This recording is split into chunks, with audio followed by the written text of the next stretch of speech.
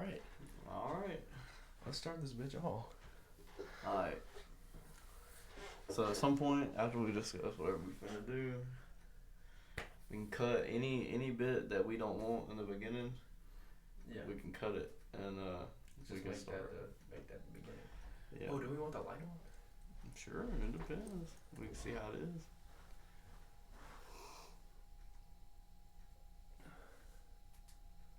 Oh, that makes it look better. Absolutely makes it look better. Bro, that's beautiful. Alright. Welcome. This is gonna be a little awkward at first. It's our first time doing this, but my name is Trylan. I'm Connor. And we're in Pots D recording our first podcast. Hell yeah. I don't know how many episodes of this we're gonna do, but hopefully this becomes a frequent thing. Just something to do in our spare time. Yeah, as a kind of like a creative outlet, and we're probably gonna do like once a week. We'll probably film on Tuesdays, upload it like on Wednesdays. Yeah. There could be 1 to 2 episodes a week. I'm free on Tuesdays and Thursdays, and I kind of am too, low-key. So it just kind of works. Today, I really want to focus on tackling the transition from high school to college, because I know that whether you're in college now, or whether you're in high school, or whether you're not in either, this is something that a lot of people deal with, or a lot of people think about. And I know I definitely thought about it. I definitely had fears and anxieties and stuff. And now that I'm here, I have a whole different perspective on everything. So yeah, and some of these things are more applicable to like just life in general, unless college. Just like because like when you go to college, you're out on your own. So it's the same thing when you move out of your parents' house. Yeah, and living alone is, I mean, obviously I don't live alone, but living without your parents is definitely something different. I've had a good time with it though. You definitely adjust. My first quarter, I had a pretty bad living situation. I wasn't very happy at all. And that is something that can happen. Let it be known. You're not always guaranteed to have a fun time or a good roommate. And someone that you live with that you think might be a good roommate, they might not be. You've got to always keep that in mind. That's absolutely true. All right, so let's start on like the main topics. So the first topic we're going to cover is how we chose what college we wanted to go to. So I'll start on that. So Okay. Definitely the big thing for me was money. It was less of grades. I knew I had good enough grades and a good enough ACT score to get into a good college. Or, I mean, not that Tech is a good college, but like a more prestigious college, I guess. Yeah. But money was a really big thing for me. Is because my parents definitely do not struggle at all, but I also don't want them to have to like pay for everything for me and pay like dish out $20,000 a year like people who go to LSU are doing. No hate on people who go to LSU, but like that's a lot of money for like one semester or 1 year, and you end up making your parents dish out $100,000 over 4 years. And I'd much rather have my parents only spend $25,000 over 4 years. Yeah, I agree. For me, I was in a totally different situation. I slacked off during high school. I definitely could have been on track to be a valedictorian, but things don't happen like that. My grades were very average, and I ended up still getting close to the ACT score that I wanted. You always want the highest ACT score you can get for tops, and although it's drilled in school, in high school especially, that you need to get a super high ACT score, I do understand that it helps you tremendously pay bills, but don't worry about using your score to compare to other people. Absolutely, that's so true. Because once you in high school, people like judge your intelligence, but they're like, oh, what'd you get on the ACT score? Because I know I did that sometimes. But like once you get to college, I don't think anybody has mentioned their ACT score to me the entire time I've been in college. I haven't either. I haven't heard anyone really bring it up, but that helped me. Once I got the ACT score that I wanted, I knew that I could pick kind of what college I wanted from that point. And I had a similar issue where I was completely independent financially. And I knew that I was in a good situation to get FAFSA and Pell money for my situation. So I knew that college was not going to be extremely expensive for me, but whatever money was left, I didn't have anyone to pay that for me. So I had to choose something that was economically smart for me and valued what I wanted to do as far as my, educational career. And that's why I chose tech. Also, I toured the campus, and I really liked tech. It was a pretty calm environment, and Ruston's a cool place as well. It's pretty white girl. Ruston is. I don't really know how to explain that. We should probably clarify that we're at Louisiana Tech. Oh yeah, we are at Louisiana Tech University. That's where Potts D is. I failed to mention that earlier, but okay. So now that we kind of touched on why we chose tech, we're gonna talk about the biggest part about college is your major. True. So the first thing you have to select, even before you even get to college, is you have to claim a major, unless you claim undecided. Then you just start taking prereqs. But so you want to start, or you want me to start? Yeah, I'll do that. So I think I have a longer story. Mine's pretty short and sweet. I didn't know what I wanted to do. However, I've always been good at math, and I say that I've always been good at math, but I think I have a very easy time understanding math, and I think I overcompensate with that when it comes to actually doing it. When I sit through a lecture in math, everything clicks with me, and everything is, very obvious. And I think maybe like 70% of it translates to when I actually go and do something. But still, that 70% is pretty good. So I knew that I wanted to do something with math or something in science.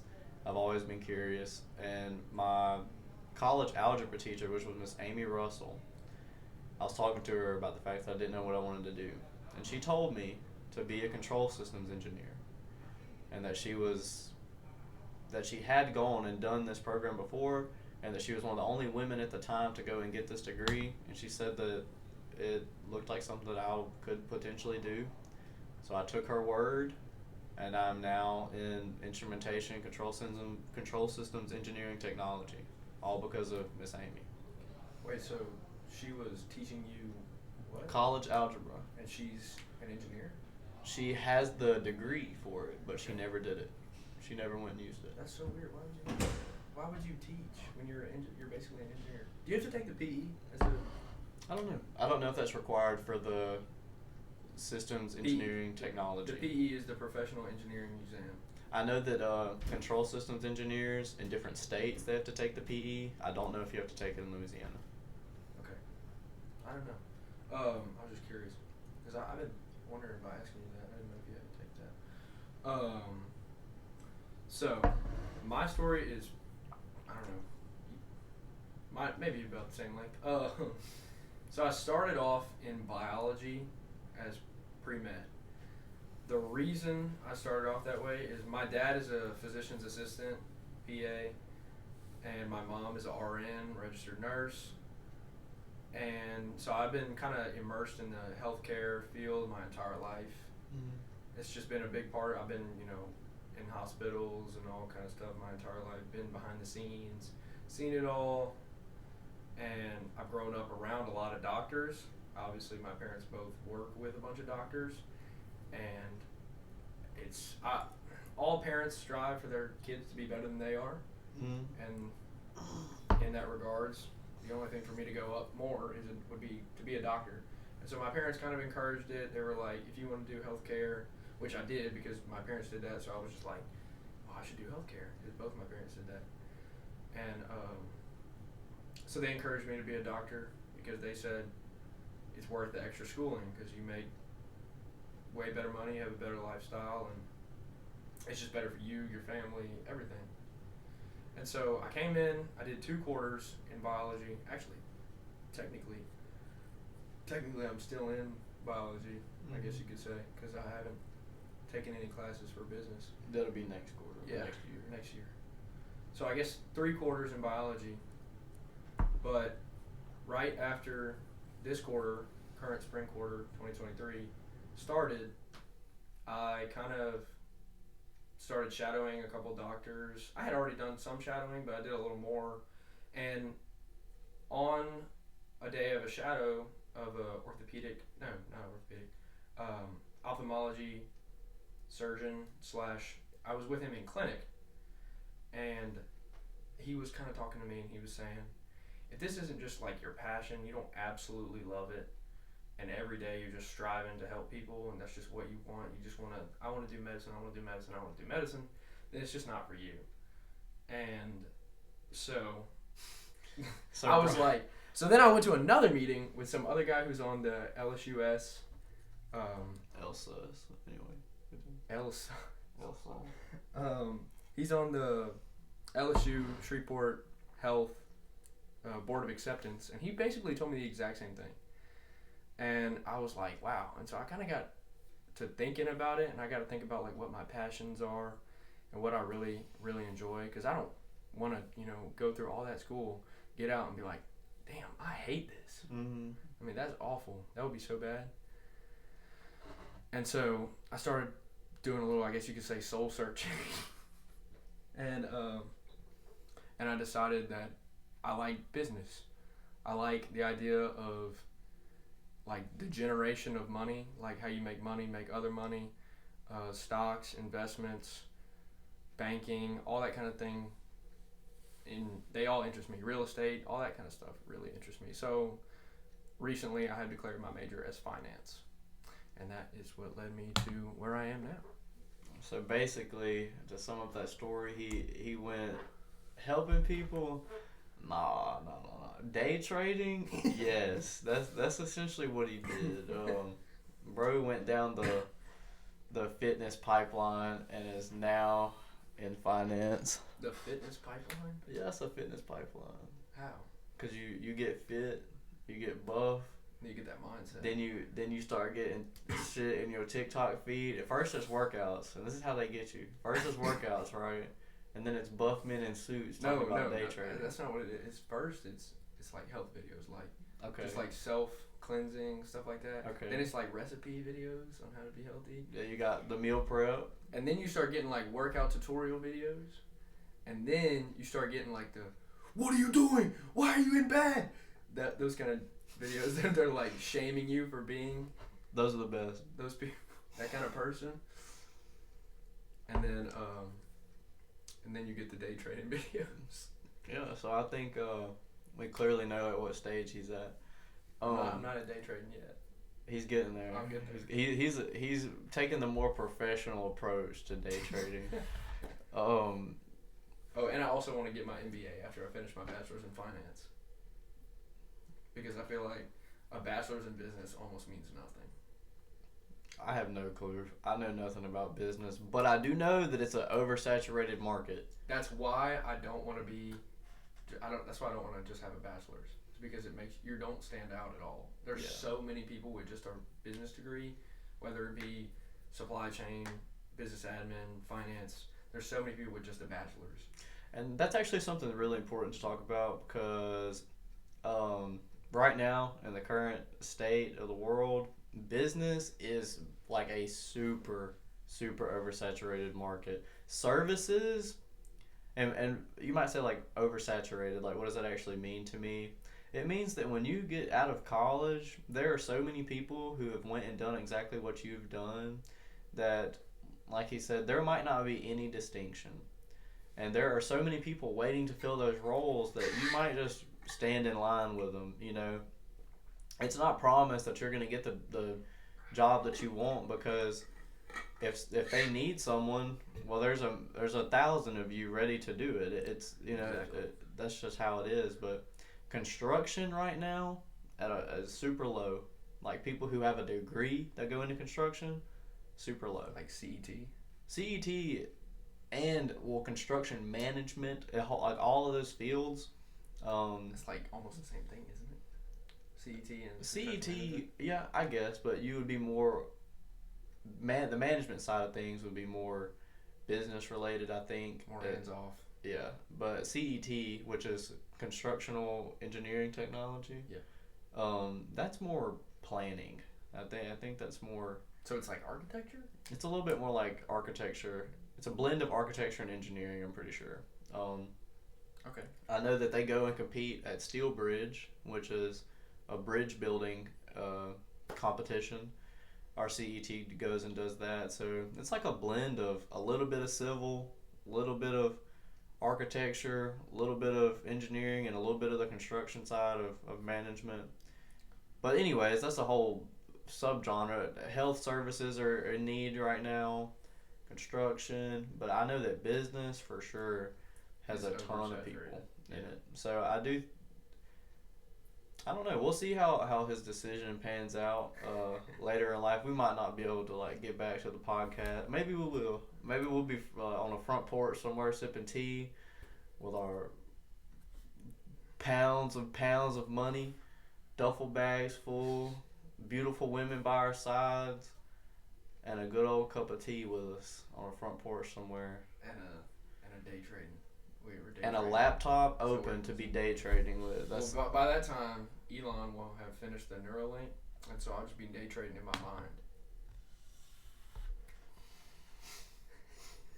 I'll be connected to the internet. I'll just be like, thinking about the stocks, thinking about and the then trades. I'll just be like, with my girl, I'll just be, and I'll look at you, I'll be like, I just made $10,000, and you'll be like, I just made 20.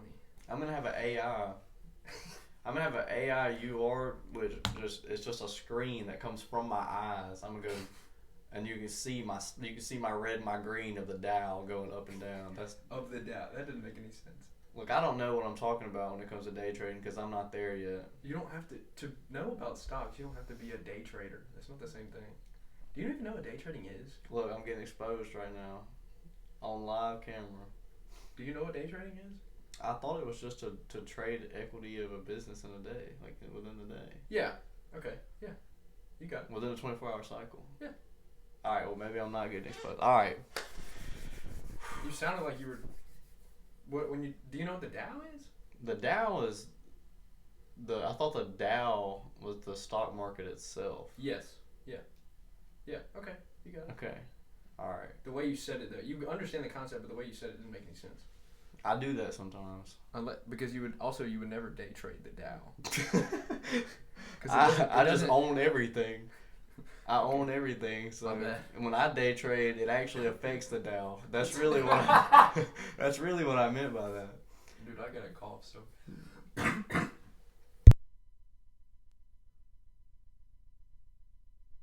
Oh, had a little coughing session right there. I felt like I got bronchitis. All right, fears about college, because I know that everyone has them. I still have them while I'm in it.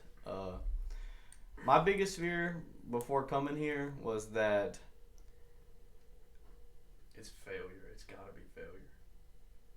Well, for me, yeah, and this is not to be like I think everybody has that same sense of wanting to do good for the people who have supported them to the point to where they can get to college.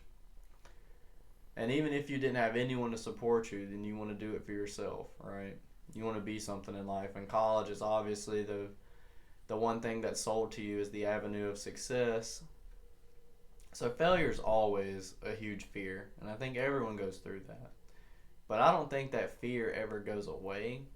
So I don't really pick that as my biggest fear, because at what point do you feel like you're successful? It's not after you get out of college, because then you start a job, then you're not successful yet, because now you're at the bottom, basically the bottom of the pyramid in your job. So that's a whole nother. Failure is always something that you're trying to beat at all stages in your life, whether it's whether it's kindergarten or whether you're trying to beat health failures later in life. That's something that you always go through. But my fears about college in general is, will I like my major? Am I going to stay in my major? Am I going to pass my classes, which is kind of failure, kind of a little bit of self-worth type thing, because not passing your classes would almost be like prolonged success. Yeah. Because you just have to be here longer. Yeah. I had a really big, like, wanting to challenge myself with how much can I learn and how smart actually am I, because I like to think that I'm very smart or that I'm very able to be smart, but can I do it? Like, can I actually get on the grind set and become what I believe my potential is? And it was just a lot. Also, I didn't know if I was going to like my roommate. That's Which another you thing. ended up hating. I definitely did not we'll like get my there. roommate. We'll get there. We're coming up to that. Yeah. Okay. So my fears about college were definitely. So coming in as biology pre-med, immediately the first thing I think of fear-wise was not undergraduate, but it was actually getting into med school, because getting into med school is probably one of the most competitive things in, like, I don't know, professional schooling wise. It's probably one of the hardest things to do. And so immediately that was one of my biggest fears. And so my fear throughout my first 3 quarters, or 2, I'm less focused on it now, was just constantly studying, just always trying to maintain my perfect 4.0 GPA, and like thinking about, oh, if I don't, then these people are gonna beat me into med school, and that's like a constant fear, or it was at least. Now I've kind of changed to some different fears now that I'm no longer on that career path. My fears now are probably just the reason I switched, or part of the reason why I switched, is because I think med school was more of like I felt like I could do it and it was going to be sustainable, and I felt like it was reliable, and no matter what, I knew I would make a good living. Mm-hmm. But this is more of a passion, but it's a lot more risky. Yeah. And I could make a lot more money and make a lot, like, have a lot better lifestyle, or I could have a lot worse. And so the fear of not having the lifestyle I want to is, it kind of eats at me sometimes, because I have to know, I know I have to be great in order to get those kind of places, and I know I have to make these connections, internships, develop skills, that more skills than other people. You got to stand out in this kind of, just the same way, I guess, in med school, you have to stand out. Yeah. You really have to stand out in almost anything you do if you want to be like great. There's no degree that you can get and just walk out and just be the man. No, but that's what the same thing is, the fear of failure and wanting to stand out or having to stand out are completely integrated into each other, because you can't have fear without needing to be the best at what you do. Exactly. Yeah, I'm fearful that I will not be the best and succeed in the way that I deem success. Mm-hmm. I wake up every morning and think about wanting to be successful. I wake up every morning and think about the Dow. Wake up every dude. All right, let's move on. Let's not talk about that again. Okay. That's like a running joke between the two of us, by the way. So I had to kind of throw that out there. It's going to be a running joke until it actually happens. Until I either become a day trader or... Plot twist, I'm going to become the day trader, and I'm going to be much better at it than he is. Very possible. Or we get ChatGPT to day trade for us. That's the move. To write code. In that it could, like, click buy, click sell. Okay. That's like, you could do that. I could. What's it like living somewhere new? I.e., what's it like living with someone as well? If you live in that situation in college. Because, like, especially, even if you're out of college, not many people are going to walk out of college and just live on their own. You probably, even if you're not in college, you're probably going to have a roommate to share bills with. That's just realistic. Finances are tough, man. You got to share the load. Y'all got to spread the wealth. Yeah, as like a 19-year-old, if you're moving out at 19, that is hard. Yeah. I think college is a lot harder than people give it credit for.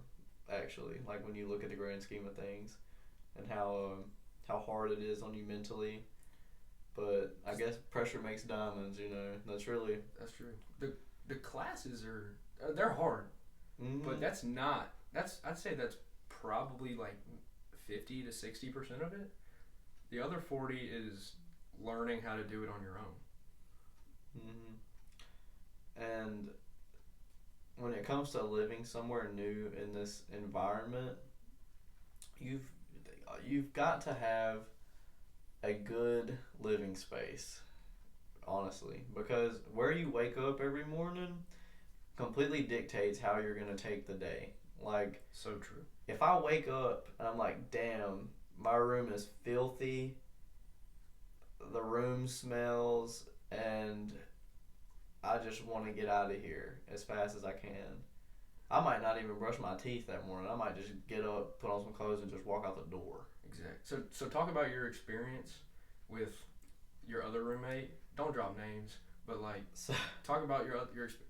Okay. Yeah. So and how it changed from living in that kind of environment to living in a new clean environment. Yes. How it affected you. My first quarter at Tech, which is roughly how many weeks? 10, something like that. Yeah, it's 10. It's 10 weeks. I spent 10 weeks. Or really, I spent 9, but I spent 9 weeks with my first roommate, and at first, I thought everything was gonna be okay. He seemed socially awkward, which is fine because I think I'm kind of weird too, but usually I can talk to just about anyone. And to preface, I do not dislike my old roommate. I love everybody, and I know that he's a human just like I am. So didn't live well together. We just did not live well together at all. I really struggled talking to him. He was always on a Discord call or always had his earbuds in. I think always having his earbuds in was probably more time spent. But he would wake up and the first thing he'd do was put in his earbuds. And I knew that he wasn't going to hear me if I spoke. We didn't really share our live stories. We didn't talk about what we did during our day. He was very focused and he was very stuck in his own little world, which is fine. That's fine. But it's not fine when you're trying to establish a living space with another person, because it felt like I just lived on one side of the room and he was behind this invisible wall. Or not he was behind an invisible wall on the other side. Just, we lived in our own little territories and we didn't speak to each other. And the wall was set up retarded. It was like cat a corner. Yeah, our room setup was also not the greatest, but I could have changed that at any point in time. I just didn't. I didn't really like to be in my room. You really couldn't though, because his was in the corner. So what would you have done? Like moved yours to be right next to his? Yeah, there really wasn't a good way to even move. Y'all could have snuggled. It's so hard to explain what the setup of our room was. Imagine you have a room with 4 corners, and there's a bed at one corner, and then diagonal, and then there's a bed in one corner, and then a bed set up in literally just the other diagonal corner. So you have a huge space in the middle. But it kills the space. But it's ugly. It's really ugly, and it's just odd. And I wouldn't even consider it huge, because in a big room, that wouldn't be a problem because there would be enough space to just go around it. Our rooms aren't big enough to where that makes sense. It was just bad. It was just weird. I think the whole experience was weird because I think I didn't try hard enough to be his close friend. At first, I invited him to hang out with our friends and stuff, or my friends, I mean. But I realized that I might be being weird by trying to encourage him to hang out with me and stuff if he didn't really want to. So I kind of stepped back and thought about the fact that you really shouldn't try and change people. I kind of had a moral dilemma with it. And it was always very not clean. And I do want to. Definitely brought you down. It did. It made me depressed. And I do want to say that I I feed off of other people. Um, I think everybody does to a sense, but when I go in there and our room is destroyed, I don't even care to clean at that point because there's no point in just having one side of the room clean. It didn't make me feel like I needed to be clean. Um, it just felt like our room was just kind of messy, and it made me feel like I it made me feel like I was in a room where nobody checked on what I did. It made me feel like it was completely up to me to be self accountable, but I didn't even want to be either. I just wanted to leave. Um, so our room got messy. It always smelled really weird. I'm not gonna blame that on him or anything. Is that when you started sleeping in the lobby? I started, yeah. Our room started smelling kind of weird, and my roommate started Doing less than questionable things. yeah, he had some questionable things happened, which it's really hard to talk about this on camera because if he was to watch this, I don't want him to feel as if attacked or anything like that. But um, he would listen to things when he went to sleep that just bothered me while I was trying to sleep. I guess really that's the best way to put it. And other things that you probably just don't do with people in the room. Yeah, just distracting things. And I ended up sleeping in our lobby, basically the living room of the big old building that we live in, for nights. And I would stay up really late doing homework because I couldn't. You would be out there like 6 a.m. and I would wake up sometimes at that time, and that's kind of how we became friends.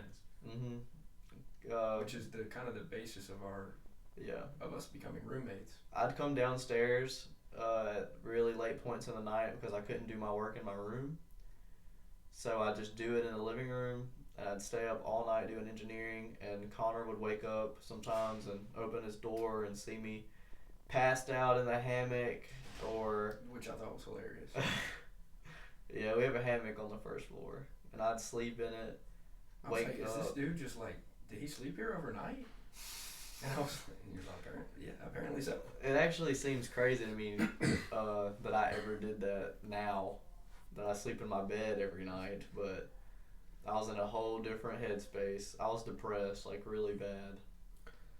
So then that kind of explains how he got to where we are, but obviously since he wasn't with me in the beginning, obviously I had another roommate.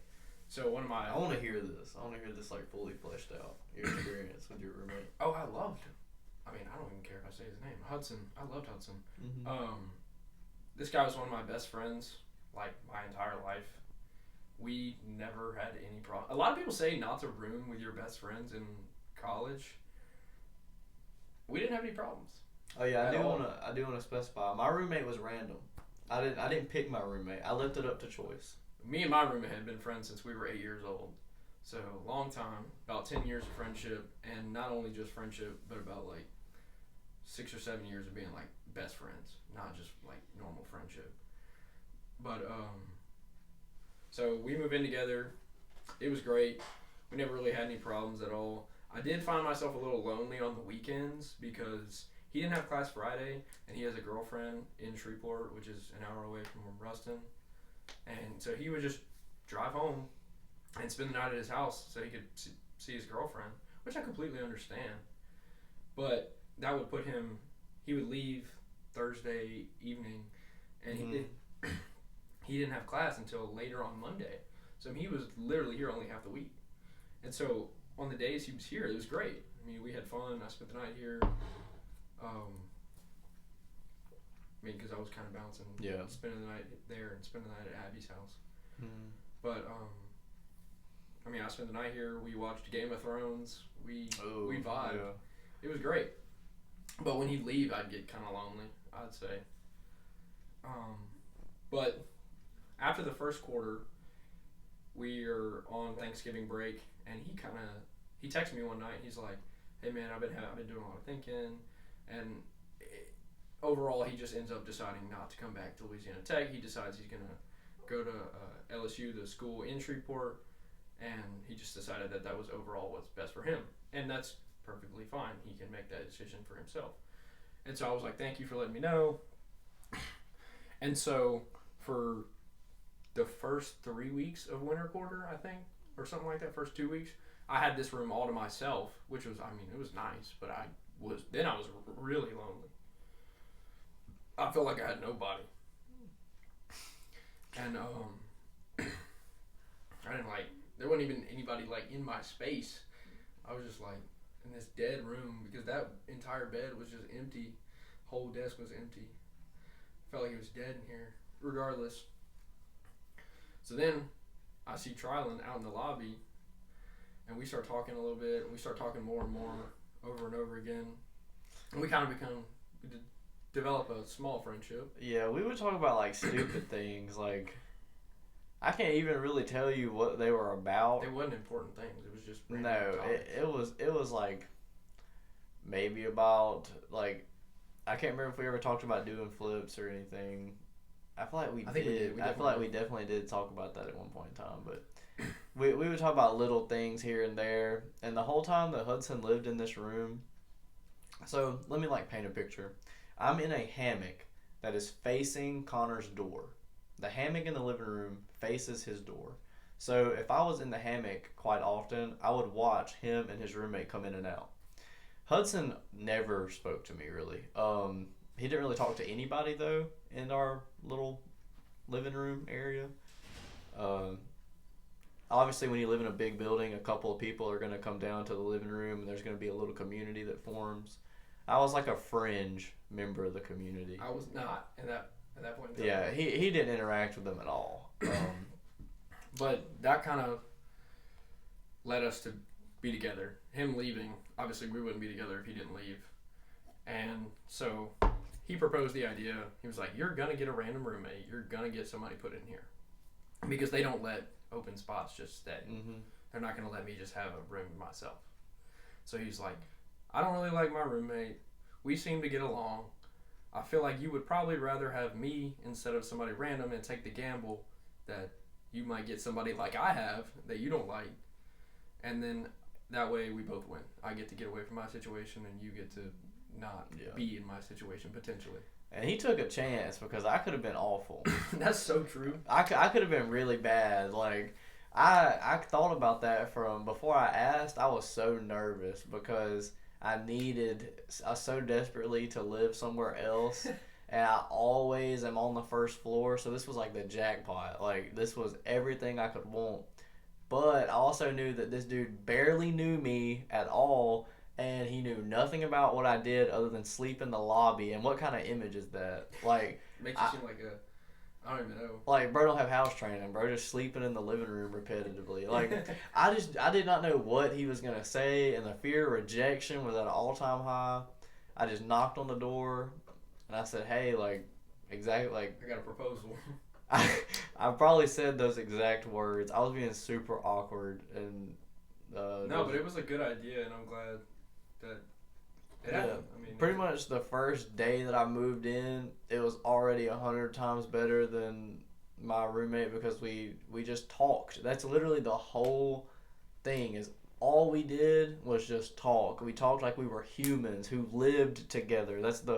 That is why I hated where I lived before, is because it was like two people in a room who just didn't know each other, didn't speak, and one of them was deaf. And no, nothing against deaf people, but it's not only was he deaf, but we wasn't even trying to communicate through sign language. You know what I mean?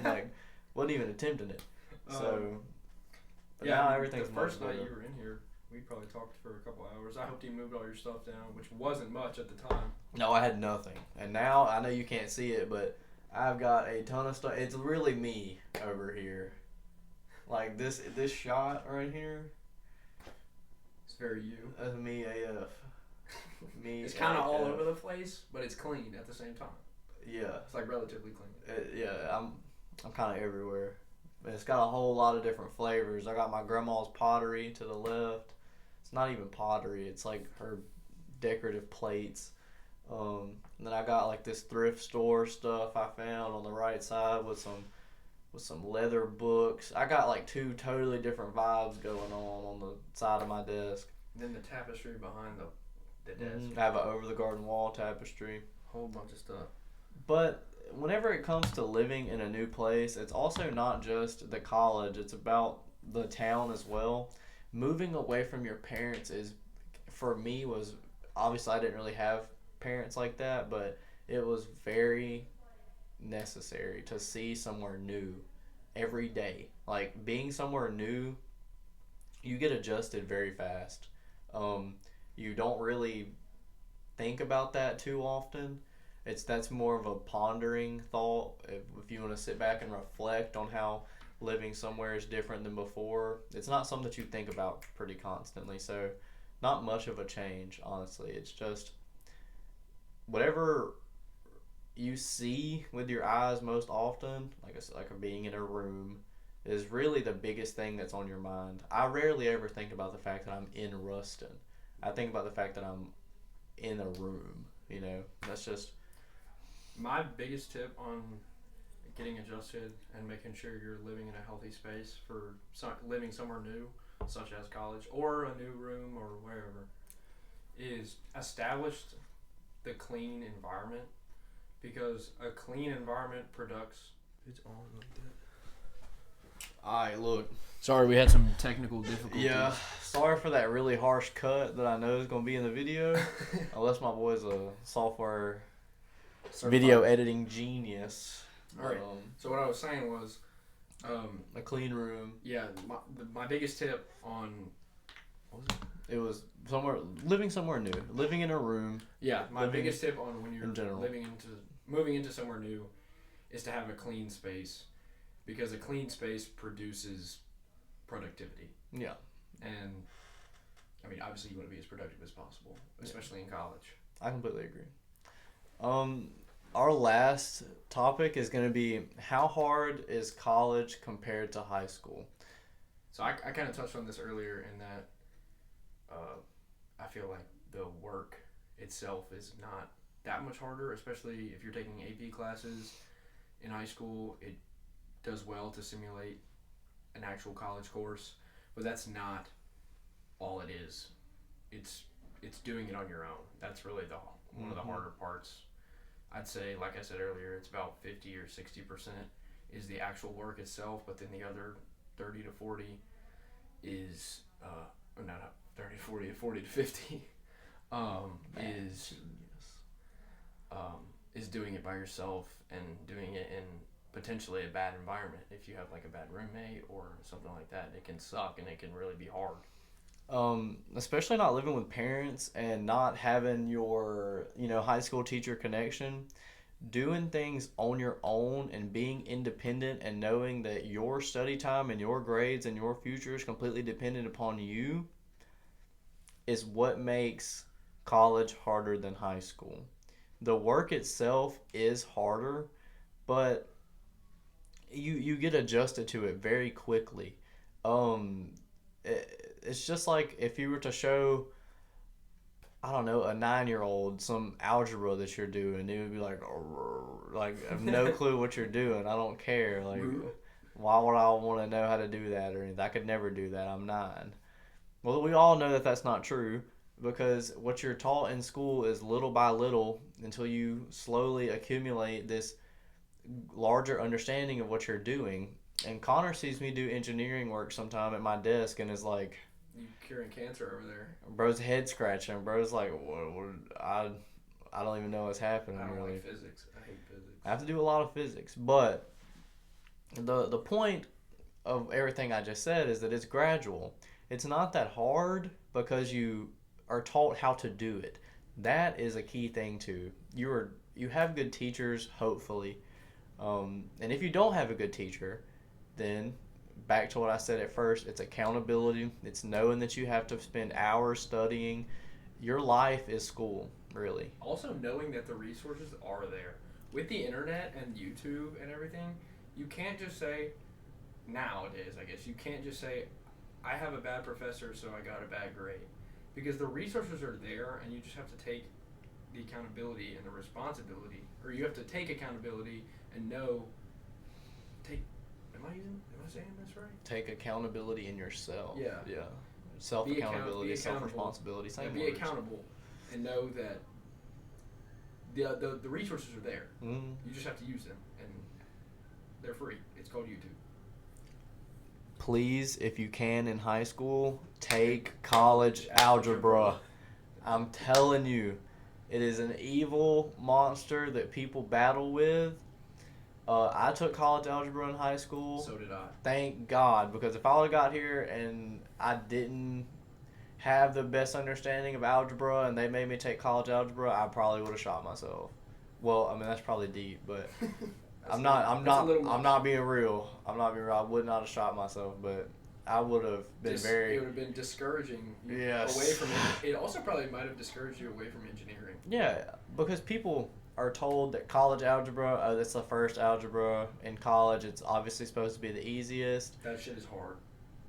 It's not really true. You're definitely going to struggle at times because it's the most extreme concepts of algebra that aren't really even applied to other fields of math that you get into, and they're just testing you. They're literally just testing how well can you do algebra at this point in your life, and every major has to take it.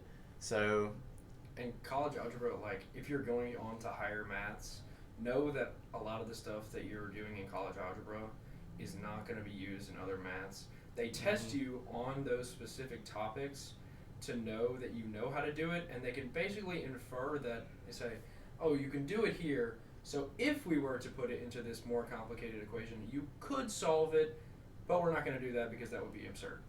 Yeah, just don't let college algebra be the thing that scares you about doing math. Math is beautiful, and math is not that hard once you do it over and over again, but college algebra is a stinker, and it made me really aggravated in high school because I had to do it so much for my last year. I just spent hours doing it, and I